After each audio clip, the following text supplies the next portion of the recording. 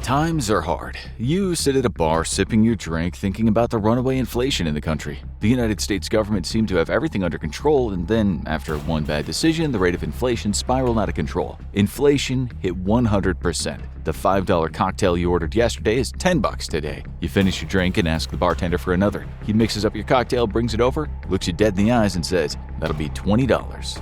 You stare back at him in disbelief. "But my last one was only $10, you exclaim. The bartender just shrugs. "Inflation's out of control today," he responds, shaking his head. "Prices are changing by the hour." This is an extreme scenario where inflation increases at a dramatic rate, but it also serves as an example for what could happen if inflation in the United States reaches 100%. The simplest way to explain this what-if scenario is that whenever inflation increases by 100%, the price of the product doubles. For example, if gasoline in the United States costs $4 a gallon in the year 2050, and then over the course of that year inflation increases by 100%, then 2051 gas will cost $8 a gallon. The following year, it would cost $16 a gallon, then $32, and so on and so forth. You can see how having 100% inflation could get out of control really quickly. But this is only the tip of the iceberg. If the United States suffered from 100% inflation, there would be drastic consequences for not only U.S. citizens but people around the world. These problems would be exacerbated depending on how frequently inflation increased by 100%. If it happened annually, the U.S. economy would be in dire straits. If the increase was happening monthly, there would be a very quick economic collapse. Perhaps worst-case scenario can be explained using a very real tragedy that is currently playing out in the world today. But before we get into the real-world consequences of rapid inflation, we should talk about what inflation is, what causes it, and what can be done to stop it. Inflation is a rise in prices over time. Another way to think about it is that when inflation increases, a unit of currency, for example the US dollar, buys less than what it did previously. An example of this can be expressed in candy bars. At one point in time, you could walk into a store and buy a candy bar for $1. Now when you go into the store, that same candy bar is $1.50 or even more. You can thank inflation for that. In every economy, there are good years and bad years. During the good years, the economy booms, citizens have extra income to spend, and prices for goods are relatively low. During these years, inflation is low, or there can be even deflation, and the overall cost of goods decreases. However, over long periods of time, the cost of doing business and the demand for products tends to rise. There are numerous reasons for this, such as an increase in population, scarcity of certain resources, or global conflicts that affect supply chains. Unfortunately, the years where overall prices increase due to these issues are more common than the years when everything is going well and therefore inflation occurs. It's important to note that these years of inflation are different than when a sudden change in price occurs due to a supply chain issue or incredibly high demand for a product that has a low supply. This happens with things like collectibles. If you have a first edition holographic Charizard Pokemon card, it can be worth over $20,000, even though in 1998 that same card had no value except for the paper it was printed on. The fact that collectors want to own the Charizard Pokemon card, and there are only a limited number in existence, is the reason the price has gone up by thousands of dollars over time, not because of inflation. When we talk about inflation, we normally aren't just talking about a single product. Inflation is the overall impact of rising prices in the economy. More often than not, if a product's price increases but all other products stay around the same price, the change in that product's price is likely not to do with inflation but supply and demand. Conversely, if the price of most products in a country increase over time, this likely has everything to do with inflation. When a unit of money buys less than it could before due to inflation, the people in the country suffer. Now, their weekly paychecks won't be able to buy them as much food, gasoline, or other necessities. This is also true of goods that aren't vital to someone's survival, such as new electronics, clothing, or luxury items. The inability of people to purchase as much as they once could using their currency can lead to the economy slowing down and eventual collapse. This is one of the reasons inflation can be so scary. So, what causes inflation, and how does it get to the point where the United States ends up with 100% inflation? Well, usually inflation occurs when there's an increase in money supply in a country. This can happen in a number of different ways. It's most obvious when a country's treasury literally just prints more money and releases it into circulation through various programs. When this happens, the money already in circulation decreases in value because now there's more of it. And as a result, the cost of goods begin to rise. The currency can also be devalued as legal tender in its own country or worldwide. If a currency is not seen as stable and therefore less reliable than another, it can cause that nation's money to be worth less.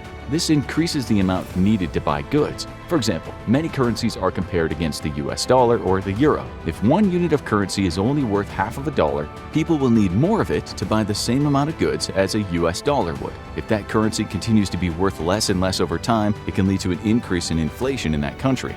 The most common way that inflation rises is when financial institutions and governments loan out new money and increase the available cash that citizens have access to, which they put into the economy. This money may only be on credit, but the influx in spending by people because they have higher purchasing power at the moment can drive prices up and cause inflation.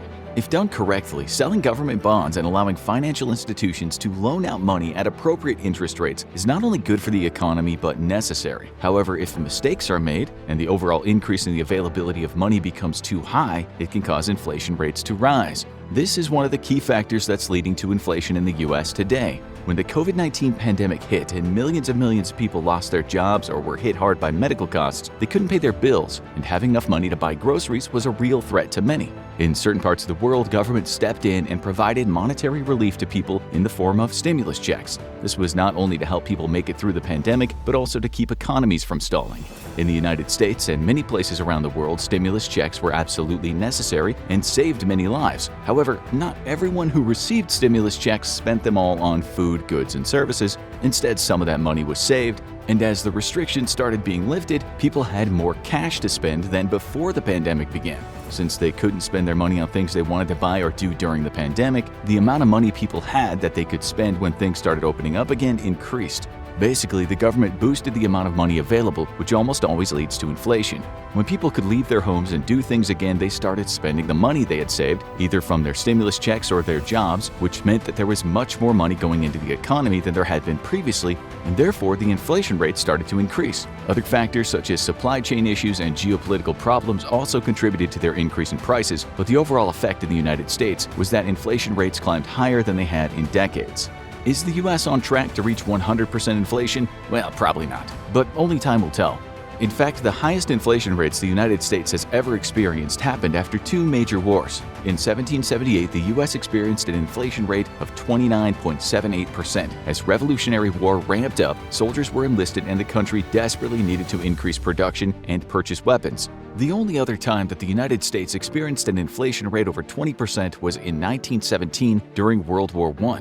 War leads to the destruction of property, businesses, and manufacturing facilities, all of which can drive inflation rates higher as supply is harder to get. Simultaneously, when a country's at war, it needs to borrow money from other nations, which can devalue its own currency. These factors, along with printing more money to pay debts, led to higher inflation rates in the United States during wartime. If things continue on their current course without any interventions, inflation rates will continue to increase. 100% annual inflation could theoretically happen, and if this were the case, the price of everything you buy would double every year. But just because prices are doubling does not mean wages are also doubling. This is when things get really bad. If people can't afford basic necessities because their salaries don't increase at the same rate as inflation, the entire economy will collapse. But the terrifying thing is that there are situations in which inflation can increase by 100% in less than a year. In fact, inflation can increase by over 100% in less than a day.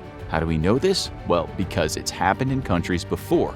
When inflation increases by 50% or more in a month, it becomes hyperinflation. Unfortunately, this is not a hypothetical situation. The consequences for a country that's experiencing hyperinflation are dire. If this happened in the United States, it would cause the global economy to come crashing to the ground.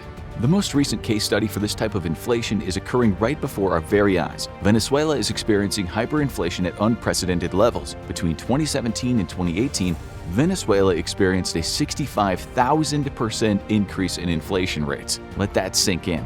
The annual inflation in Venezuela was 65,000%.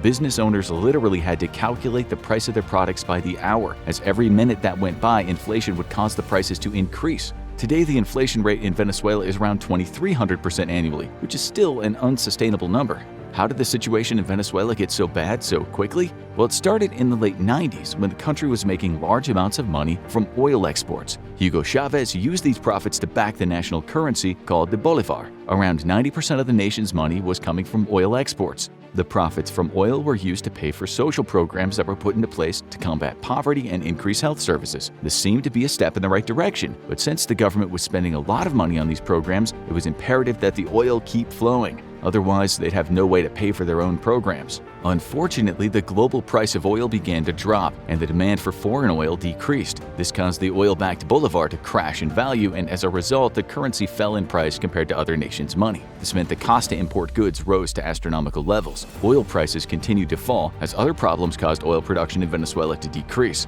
Both of these things pushed the bolivar's value even lower, and the economy crashed. The government tried to quickly pay their bills by printing more money, which only made the inflation problem worse. As more bolivars were printed, the value of the currency declined even more. All of these factors together led to hyperinflation. The bolivar became practically useless, so people in Venezuela scrambled to convert their money into US dollars, which was seen as a stable currency. However, as they did this, the bolivar lost even more value and inflation skyrocketed even higher. For years, this vicious cycle continued. It became so bad that people in Venezuela started using the bolivar as toilet paper because it was more economical. Eventually, it was decided that the bolivar needed to be purged from the markets, so the governments began to destroy money to remove it from circulation.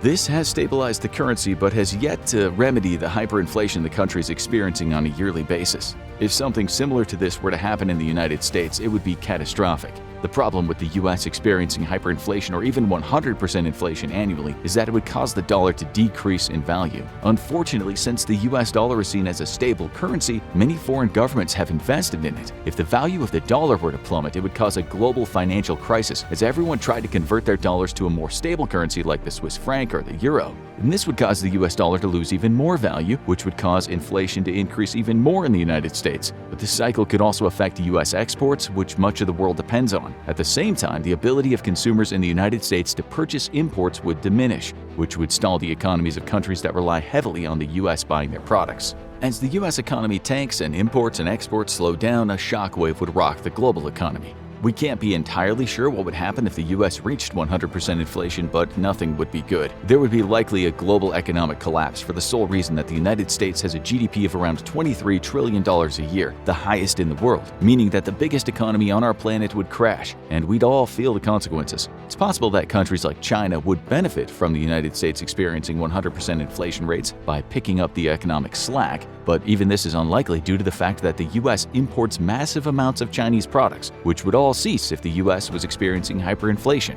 If the United States experienced 100% inflation, it would have ramifications that would affect the entire world. The people living in the US would be hit the hardest at first, but as spending decreased and US citizens can no longer purchase products from other countries, every nation that's part of the global economy would feel the effects. This is why it's highly unlikely the United States would ever reach a point where it would experience inflation at this kind of scale. Hypothetically, the only way the United States could reach 100% inflation is if the government began printing massive amounts of money while keeping interest rates extremely low. Both these things will almost certainly never happen. One of the Federal Reserve's main jobs is to make sure inflation doesn't reach unsustainable levels. There are a few ways a country can combat inflation, which is what's happening in the United States today to ensure that inflation doesn't skyrocket. The main way the Federal Reserve can lower inflation is by raising interest rates. By increasing interest rates, people will borrow less money from financial institutions and therefore will spend less money. As demand for products decreases and supply increases, the prices for products will go down and inflation rates will also go down. The goal right now is to stabilize prices and get inflation rates back to around 2.5%, which is what the Federal Reserve sees as a sustainable level. By keeping inflation within this range, business can plan for the increase in costs over time and inflation becomes priced into the market. Hyperinflation can only occur if there's a huge financial crisis and terrible mismanagement of monetary policies. There are checks and balances put in place in the United States to make sure that excess money can't be printed or loaned in a way that could result in runaway inflation. Also, the Federal Reserve and other financial committees are tasked with making sure the U.S. economy remains stable even in times of trouble. It's very improbable that inflation rates will reach 100% in the near future in the United States. However, if this did happen, goods would double in price, the U.S. dollar would lose its value, and the global economy would be hit hard due to the reduced amount of products that U.S. citizens would be able to buy. Now watch What If the U.S. Economy Crashes? Or check out Why Are People in Venezuela Starving? Hyperinflation Explained.